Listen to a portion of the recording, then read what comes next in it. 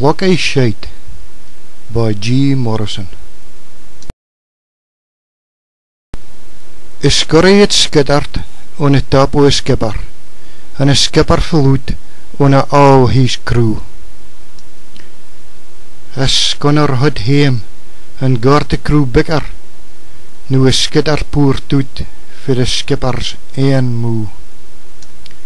At skitter's good fortune, I laad he roar toet, is der traal floated up in a swall.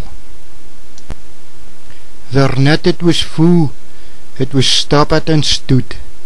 Scurry's skitter seemed to talk as could haul.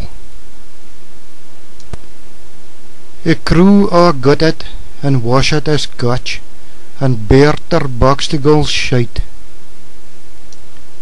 While the scurry's teamed doon a heel muckle botch, till the crew and the skipper was fight.